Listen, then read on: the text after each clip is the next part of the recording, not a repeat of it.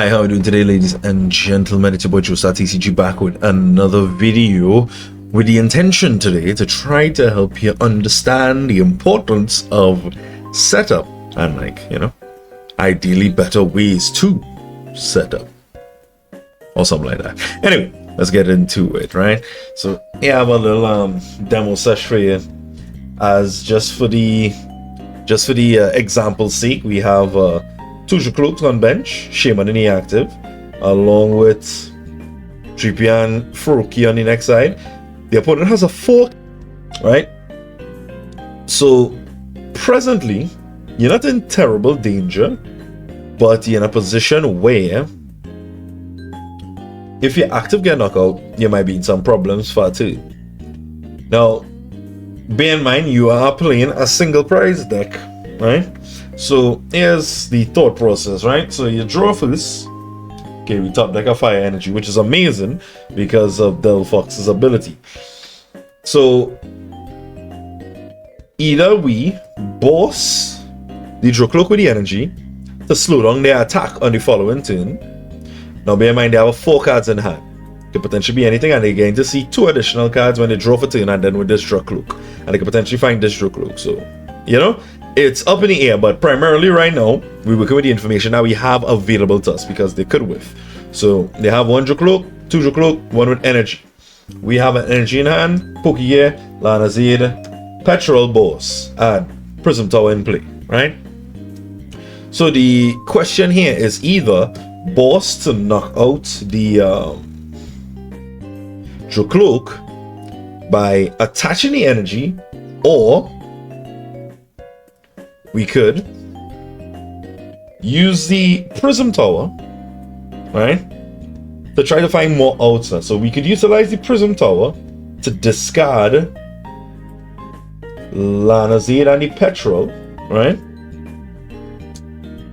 to draw 1 card. What's this card? Ignition Energy, right? So this here, because of that top deck, we able now to comfortably boss this and knock it out, but we need to see what we draw, and that's the main thing right now. So what we would do is attach this energy for turn, right? Could be to the active or to the bench, doesn't really matter. And with these 3 cards in hand now, we'll play the Pokegear. Now you might think, oh well, you should use the Flare and Magic so that you could dig 7 cards deeper first with the potential to get better cards. And it's up to choice particularly. So in my case, I would want to see with the Pokegear to resort the deck, see what I get, and then draw off particularly more cards off it because you're drawing to 7. If I get a supporter, nice, a set. If I don't get a supporter, I see in 6 new cards, which I don't know, I like more, I guess. Or because like with the thing you're seeing 5 new cards, and you don't 6 card could be potentially better. So in my case, I would use the Pokegear first, then look at the top 7. 1, 2, 3, 4, 5, 6, 7. So we get a Lily off of there, which is pretty good, right? And we still focusing on either we knock out or we need to establish. So now here's where this will come into play now. We'll use the Flare and Magic to discard the energy. We draw in 5 cards, but we have a guaranteed Lily in hand, than opposed to before where we wasn't sure what we might have drawn, 1, 2, 3, 4, 5. So right here we have access to a Pokepad, which would help us establish a bit better. Right, grab an Finnegan out of the deck. And with that, because I don't know if you remember the 7 off the Pokegear, but it was a bunch of energy and candy and this other thing, Pokemon. So with that sequence in there, using the gear first, then drawing to 7, it allows us to find a Pokepad which it's small, but it helps us significantly. Where if we run into a Candy Delphox of the Lily, we in gear. But as presently, we can now energize, right? Or probably just put the energy here, put 1 here, put 1 here. We could use that to energize because next turn we're gonna be Lillian. Because of finding this, we would now want to boss this. We'd want to chase the energy. Because if you don't chase the energy, this leaving him in a much better position to simply to simply just go into pulls and start a swing and mess up the whole dance. So truly sequencing that we were able to do, we were able to establish another Finnegan. Now it's not like, oh, super safe, what have you, but it is much better in the current situation than opposed to not having a Finnegan, you know? And then we get one prize, another Pokepad, which is wonderful, where we'll be able to search for another basic to put on the bench on the following turn, right? So let me see if I can probably explain it a bit better. The idea behind it is, according to your opponent's board, according to the information you have, like what they take from deck or what they are, right? According to the information that you have with concerns to what they have taken from the deck, what they search, what's currently the board state, right? So this with the energy, once you're able to chase that, comfortable, always go for the energy on a Dracloak, because one energy on a Dracloak is super strong because the big boy attacks for 2 energy, which is insane. Now you don't know what the opponent hand has, but with a 4-card hand, the most you could do, well, the worst case is Polt, Crispin, probably like a Lily, and like something else to reestablish, like a Pokepad. That is worst case.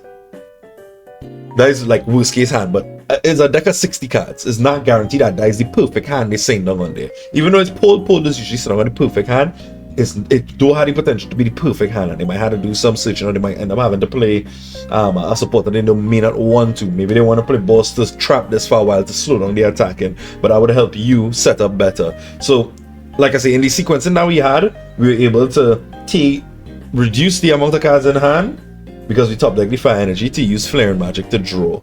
Now again, it all depends on the situation and what abilities you have available to you.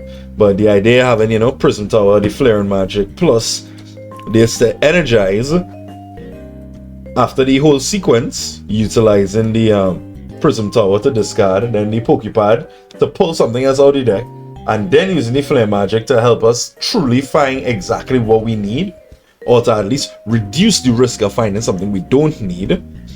It worked out for the best. And now on the next turn, we have a Lily to play. We have a Pokepad to help us establish more Pokemon to the board. And now our opponent has to promote back the Shaman or promote the Drippy. But most likely to promote the Shaman or the Froakie, one of the two. But the primary function or the primary thing is that we're able to establish because we sequence properly. Now, in the event that you don't sequence properly and you just kind of move helter-skelter, you're not sure, or you probably make the wrong plays, always try to establish a board. Like, if you're uncertain, like, you're thinking, it's kind of too risky, you know, or if you're feeling unsure, always establish board. So, in the event that we didn't want to do that, let's see, put this back here, yeah, draw all of that. This in hand, right, use that, right? Yeah, so let's say we up to the Pokegear and we draw and we find all these cards in hand. We attach for turn. Well, we don't need to attach because our plan now is to go for setup, right? So this would be back in the deck. I want this energy, right? So now this is the situation here where if you're uncertain, like, okay, this on the board, but if I could reestablish, I know my deck strong enough and fast enough where I'll be able to, like, I'll be able to guarantee knockback out, right? So in this case, we gear for the Lilies, you'll play the Lilies, and you'll shuffle up and hope for the best, basically. Because the only guaranteed way was to use Petrol to find a Body Puffin, but that might be drastically slow in the current board state now, you know, because your opponent raring and ready to attack with the energy on the Cloak. So in the event that you're looking to re-establish, you go for the 6. 1, 2, 3, 4, 5, 6, and there you go. Bow. 2 Body Puffin. Now it's not a guarantee, yeah, but it's a better situation to be in than to not have access to your basics now, you know. So we'll do all that, bada bee, bada boo. Nice. The board looking proper now because we have fully established and we have attackers line up on the following turn, right? And then with the hand presently we have Candy, Delphox, another Lily, and plus an energy where we could energize to somebody like so, bow, and then we could take the knockout on the active, right? Knockout on the active, we take the prize, and then let me say your opponent promote this, right? And they manage to get the attack off, they knock out your active, they spread a bunch of damage all over the board. Now, because you know your hand, you would then, alright, drop it in, draw energy recycler. You'll be able to just Candy, Delphox. You can utilize the Pokepad to find yourself, whether it be Pignite or Delphox or what have you. Brixen, right?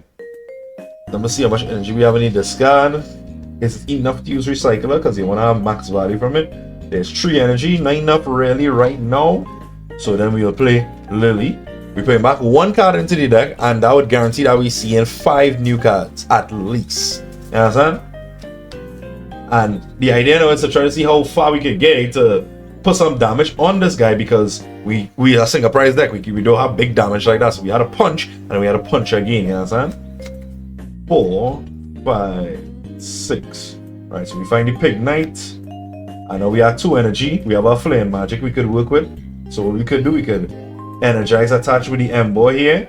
We could burn the Puffin, right? Because we have space on the bench. Burn the Puffin just to thin down the hand a little bit more, get it like a little shuffle. You know, try to see how much you could find out. And then you use the flame magic and you drop to 5.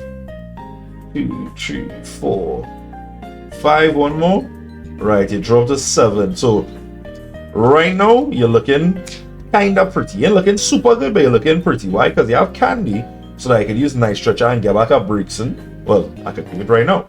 So we have Candy, Night Stretcher. Could grab back the Delphox. Then we could utilize the Candy and bring up this here 1 time, right? Then we use the Ember to energize to this one right here, alright? And this is the hand we setting on right now. And then we hit in for a small amount of damage. It's only 3, 6, 9, 12. And we say that 2 energy here. 15, 18, 180.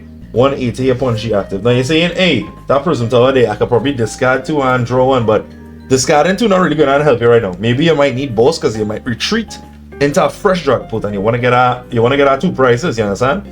Or you might say, yeah, or you might say, I just discard these to keep the boss. But you never know, you might need the stadium and the energy in the event that your top deck not nice, you understand? So let's just say I the answer back, always knockout. So I guess basically you could see the line that's showing you where, okay, we got another energy, wonderful. So now we could boss for free. Well, not boss for free, but you know, we could boss and try to re-establish the amount of energy that we had by playing the chorus. Because watch it here. Chorus will allow you to search for a stadium and an energy. And what is the energy we playing? We playing ignition. So that's an additional 3 energy that you have right. Now the reason why I'm playing so much chorus is because the ace spec for the deck is neutralization. So alright, so we could then attach for turn. You could use the flame magic, discard, drop to 5. 1, 2, 3, 4, 5. Okay, that was an idea. Because why? We whiff on getting our energy to ensure that we could get this knockout, to guarantee this knockout, you know, because right now we are 1, 2, 3, 4, 5, 6, 7. Oh yeah, we knock out 7 3s at 21, right? So yeah, knockout. Damn, I didn't even know the numbers like that, but that's basically how it goes. I know. Let me see. I know if like RL Rumble, but the primary function is there. I know if you could. Let me see if I can explain it to you face to face here now, right? So the players in situations, always pay attention to your opponent's board state and how much cards in hand. If you want to be greedy, you could go for the knockout. You could go for the aggressive play, suffer the consequences after if your opponent able to punish you. But in the event that they're not able to punish you and it gets through for free, then you should try to establish, because establishing is priority. You can't play the game without Pokemon. If you have no Pokemon on your bench, you're knocked out. You can't play the game. You understand? So the main function is you go for prioritizing your board. But if you're in a comfortable position, like the first example where I show you with the Fennekin on bench, you manage to sequence proper and you get a Pokepad and you find one Fennekin on bench. That is enough for me where I will boss. Because why? I know the deck display a ton of candy and a ton of ways to find the Flare and Magic, the Delphox. So in my case, that's what I would do. But in reality, it's not always guaranteed for you to make that kind of play, because that play could be risky where you're unable to find your way out of that situation. You know, your opponent probably get candy pulled or they get Crispin pulled into knockout, and right now your board looking underdeveloped. If you didn't like sequence and get anything on board, then you're putting yourself in problems, right? So always prioritize board first and greed after. No, I know it's difficult because you know, people just be like, hey, I'm gonna be greedy, let's gamble, you know. That's all well and good, but the main function is you want to always want to try to establish your board. If you can get a knockout on a key target where you're not feeling threatened. So like I could show you in the example as well, when you see I got the Fennekin on bench, I was in a comfortable enough position where I could chase the energy now comfortable, right? In the event that I didn't find Fennekin, I would want to play Lily instead and suffer the knockout, because I would much rather have a board established where I could answer back than opposed to not have the board established and now I'm suffering or I'm in pain. Because I had to take about 4 turns to re-establish and pull taking about 5 prizes in one turn. You understand? So me just finding that one Fennekin was enough for me to make the decision, alright, let me chase the energy. But in the event that I did not have access to that Fennekin, I would have played Lily and tried to find out to ensure that I could establish a better board to be able to play the game. Yeah? So it have a lot of greedy spots where you would think, okay, I can make this choice, I can make this play, or I could do this, and I'm feeling fairly safe about the play. But in reality, you mustn't always just think about the now, you know? You gotta think about like 3 turns down the road, like, okay, so I had this here, I have this in play, and I know that in the next 3 turns, he going to probably play Fez me out or something, because I'm in a good position right now and I could take advantage of that, right? So I had to keep that in mind. Let me put things in place to ensure that that line would be available to me when that time comes. You understand? Now, in the event that that line isn't available to you, you would still have presented a stable enough board where anything get knocked out, you'll be able to answer back and you wouldn't lose speed or lose steam in the prize race now, you know? So yeah, I don't know. Yeah, I don't know anything, but that's kind of like what I think, you know? At least that's how I just think. If you see my board real poor, I would always try to prioritize board over taking a knockout, you know? Unless you're like a pulled player and you just put Badoo and you prioritize stopping your opponent plus setting up board plus having everything you need. I don't know. Again, it's just like an example to help people better understand the idea behind setting up your board, setting up your deck to make sure that, alright, I have a board I could play, than opposed to, alright, I had this aggressive start, I take 2 prizes and I still don't have a proper board setup, you know? So yeah, it have like the other side of it where if you like you just don't have anything, like you get 1 candy out, you're able to swing, you're able to take some knockouts, and you just don't have anything in hand to play. That is a situation where, alright, well, you have no choice. You have to do what you gotta do. But it's never like, okay, I have these options and I'm gonna sacrifice board setup for taking this one knockout, and it may not be the end of it, may not be crippling to my opponent. You know, you always want to think about what would be a crippling attack to your opponent where they would not be able to re-establish as easy. So the pull to the Dracloak with the energy, sure, your opponent gonna have Crispin pulled, but because I had the Fennekin on bench, he can't knock it out. I'll be able to now take the re-establish something. I'll be able to play Lily, find 6 cards, find more cards to be able to try and play the game better, than opposed to suffering myself with now having a dead Fennekin, I am the active with no energy, and I have boss in my hand. with no targets per se, you know. It's just kind of like, okay, I'm bossing the hand, sure, all right, cool, you know. So I don't know. Hopefully it was a bit helpful, or a bit, the information was a bit useful to some newer players. But yeah, hopefully the mic audio as well is pretty better. So thank you guys so much for watching. Hope you guys enjoyed the video, and until next time, peace, keep training, bye bye.